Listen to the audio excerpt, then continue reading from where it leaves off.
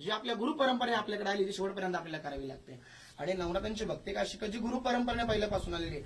त्याच्यामुळे धुना आणि नवनाथ सिद्धांतामध्ये जे सिद्धांताचे नियम आहे ते आपल्याला पार पाडावेच लागतात. नवनाथ चौऱ्यान सिद्धांमध्ये नवनाथांमध्ये आज प्रमुख गोरक्षनाथ महाराज. कोणते महाराज आहेत? गोरक्षनाथ महाराज. आज गोरक्षनाथ महाराजांचं भारताच्या कानाकोपऱ्यामध्ये नाव झालेलं आहे. प्रत्येक ठिकाणी जाऊन त्यांनी धर्मजागृती केली, नाथपंथाचा प्रसार केला, लोकांची कल्याण केली. जो कोण त्यांच्या प्रश्न घेऊन जात होता, नाथांचा जन्मच मूळ ह्या लोकांच्या कल्याणासाठी झाला. काय झालाय? लोकांचं नाव झालं का? प्रश्न ह्या जगामध्ये काही अशा समस्या होत्या त्या ज्या बाकी देवांकडून होणाऱ्या नव्हत्या. त्यासाठी नाथ सिद्ध या जगाला अवतरण झाले आणि नाथ सिद्धांनी ह्या देवांना न जमणारी कामं नाथ सिद्धांती करून दाखवली. काय करून दाखवली? असं म्हणतात पुरातन ग्रंथांमध्ये, नवनाथ भक्सार किमाय गोरक्ष काव्य किमागारामध्ये, का सगळे देवी सामर्थ्यवाने. काय आहे? सगळे देवी सामर्थ्यवाने. नाथपंथ आधी सामर्थ्यवाने. काय म्हटलं गेलंय? नाथपंथ आधी सामर्थ्यवाने. स्वबळावर स्वगुरूच्या भक्तीवर शाबरी कवित्व नाथांनी केलं. वाद्यकृष्ण विद्येच्या प्रबळावर नाथ हे सर्व शक्तिमान झाले आणि येणाऱ्या सगळ्या संकटांना नाथांनी सामोरे गेलं. भक्तावर कुठल्याही संकटात नाथ सिद्ध त्या संकटाला धावून गेले. फक्त नाथांनी भक्ताकडे एकच गोष्ट शेवटपर्यंत मान्य केली, ती म्हणजे नाथांवर असलेला विश्वास. काय आहे? आमच्यामध्ये एक म्हण आहे, नाथांची ओमल न लागते पुरणपोळी न लागते बकऱ्याची बळी. काय सांगितलं त्यांनी? नाथांच्या ओमाला लागलं का आपलं ओमाला काही वस्तू, नाथांच्या ओमाला बकऱ्याची बळी बी चालत नाही, पुरणपोळी चालत नाही. नाथांना फक्त माझ्या देवाकडे फक्त भस्माची जोडी. काय? जे भस्म देणार त्यांच्या तुमचं कल्याण होणार. जगदुनिया नाथांच्या आज मडीला जाते, गोरखपूरला जाते, मच्छिंद्रगड जाते, येवलवाडीला जाते. जगदुनिया आज नाथांच्या चरणावर जाते आणि आपलं कल्याण करून घेते. म्हणून असं नवनाथांचा मार्ग आपण यथोचित केला पाहिजे. नवनाथांचं जे तुमच्या गावामध्ये इथं मंदिर आहे आणि असं म्हणतं विश्राम मंदिर जागृत स्थान आहे, आपण तिथं गेलो पाहिजे, तिथं आपण दर्शन केलं पाहिजे, आपल्या जी मनोकामना तिथं मागितल्या पाहिजे. निश्चित आपल्या मनोकामना त्या ठिकाणी पूर्ण होतील. काय होतील? निश्चित.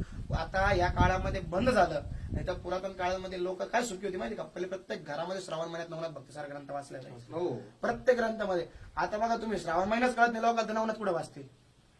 पण इथं पहिली पूर्व काळामध्ये प्रत्येक घरामध्ये, त्यामुळे लोक सुखी राहत होते. नवनाथ महाराजांच्या ग्रंथाचं पारायण जर एकदा घरामध्ये केलं, प्रत्येक अध्यायाच्या मागे एक फलश्रुती. तुम्ही प्रत्येक अध्याय वाचा. 40 अध्यायाच्या मागे एक फलश्रुती. प्रत्येक अध्याय तुम्ही पहिला अध्याय तुमचा अंग रोग, दुसरा अध्याय लक्ष्मी दरिद्र हरण करते, असे तुमचे 40 अध्याय 40 प्रसंग आहे. आणि वर्षाला जर आपण पारायण केलं, आपल्या घराला कधी कलपिडा होणार नाही, कधी रोगराई होणार नाही, आपल्या घरात कधी अकाल मृत्यू होणार नाही. हे ग्रंथांचं शास्त्र आहे. माहिती का तुम्हाला? जगाच्या पाठीवर एकच असा ग्रंथ आहे. काय? जगाच्या पाठीवर एक असा ग्रंथ आहे, तो प्रत्येक संकटामध्ये आपलं निवारण करतो. प्रत्येक अध्यायाची फलश्रुती. तुमच्यावर कसली संकट राहू द्या, तुम्ही कुठलाही अध्याय कुठल्याही कामासाठी बघा, तुमच्या त्या ठिकाणी कल्याणच होणार. हे नवनाथ ग्रंथाचं दुर्मिळ गुरु परंपरेने आलेल्यापासून तुमचा वारकरी संप्रदाय आमच्या नाथ संप्रदायापासूनच निघालेला आहे. तुमच्या वारकरी संप्रदायामध्ये बरेचसे लोक आता वारकरी या ठिकाणी जन्मली, तुमची उत्पत्ती नाथ संप्रदायापासूनच. तुम्हाला जर कळायला असेल तर ज्ञानोबारायांचे गुरु कोण? नाही, ज्ञानोबारायांचे गुरु निवृत्तीनाथ महाराज. कोण? निवृत्तीनाथांचे गुरु गहिनाथांचे गुरु गोरक्षनाथ, गोरक्षनाथांचे गुरु मच्छिंद्रनाथ. ही परंपरा ज्ञानोबारायांची.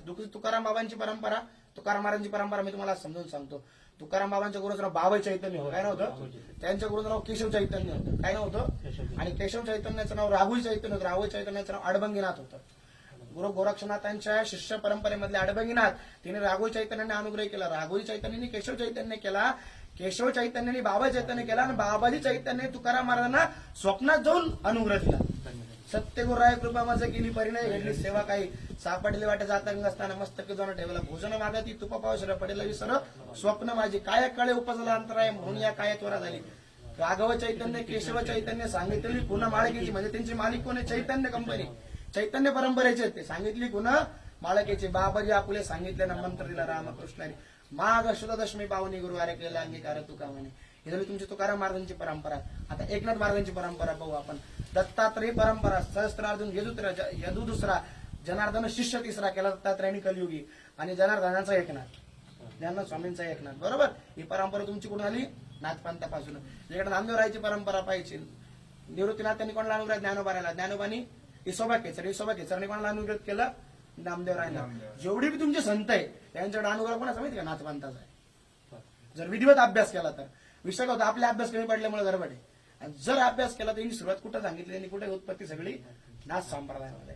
म्हणजे नाथ या जगात जन्माला आले. असं म्हणतात का मानव म्हणून जगी जन्माला असे देवाचा अंश, दैत्याला ही लाज वाटे घरी गाय सवित वंश, जेव्हा धरणीलाही सहन होईना या पापाचा भार, नवनारायण घेऊन आले नवनाथ अवतार. म्हणजे ज्या टायमाला तुमचे देव असतील या देवांना अहंकार झाला. नाथांची उत्पत्ती काय माणसासाठी झाली? देवांचा अहंकार खंडन करण्यासाठी झाली. तुम्ही नवनाथांचे 40 अध्याय, प्रत्येक अध्यायामध्ये देवाशी युद्ध नाथांचं. पहिल्या अध्यायामध्ये जसं दत्त महाराजांचा अनुग्रह घेतला, बजरंगबलीशी युद्ध केलं, महाकालिका देवताशी युद्ध केलं, महाविष्णूंशी युद्ध केलं, शंकराशी युद्ध केलं. 33 कोटी देवांमध्ये असा कुठलाच देव नाही की त्याच्या नात्याने शुद्ध झाले नाही, त्याचा अहंकार खंडित केला. त्याला ही जाणीव कोण दिली का तू देव आहे, तू देवा, तू भक्ताचा रक्षक आहे, भक्षक नाही. हे नवनाथांनी जगात येऊन करून दिलं. आणि नवनाथांचं एक बघण्यासारखे काय माहिती, नवनाथांची भक्ती कावर कडक आहे. नवनाथ हे विठ्ठलाचे पुतळे नाही आपल्यासारखे. यांनी कधी आईच्या उदरातून जन्म नाही घेतला, कोण कुठून विठ्ठलाचे पुतळे नाही, ह्याच्या कशी काय संबंध नाही. मत्स्यापासून झाले मच्छिंद्रनाथ गोरक्ष जन्मले गौरी भास्मत जालिंदर उत्पत्ती यज्ञ कुंडात कानिप जन्मले गज करणार गैनी गोपीचंद्र आडबंगनाथ पुढे चौऱ्यान सिद्धांची गणित परत चौऱ्यान सिद्ध जन्माला आली. आणि सिद्धांचं काम फक्त एकच काय, जो तुम्हाला मनापासून स्मरण करा. काय सांगितलं त्यांनी, जो मनापासून स्मरण, यश स्मरण मात्र जन्म संसार बंधना. तिने फक्त काय सांगितलं का तुम्ही मनापासून स्मरण करा. नवनाथ महाराजांना काही लागत नाही. तुम्ही आज लोक म्हणतात गुरु आम्हाला सांगताय नवनाथ महाराजांबद्दल, पण आम्ही भक्ती कधी अनुभवली नाही. खरंच एकदा नवनाथ महाराजांची भक्ती अनुभव पहा. एक नवनाथांचा नाथ सम्राटचा प्रचारक म्हणून तुम्हाला एक नेहमी सांगाल की फक्त एकदा नवनाथ ग्रंथ आपल्या घरात पारायण लावा आणि बघा नवनाथ ग्रंथाची, नवनाथ महाराजांची महिमा किती आघात आहे. नवनाथ महाराज, मी तर जगाच्या पाठीवर आजच्या मिनिटाला 40 अध्यायांची फलश्रुती देणारा ग्रंथ दुर्मिळ आहे. ग्रंथ दुर्मिळ. ज्ञानोबा रायांनी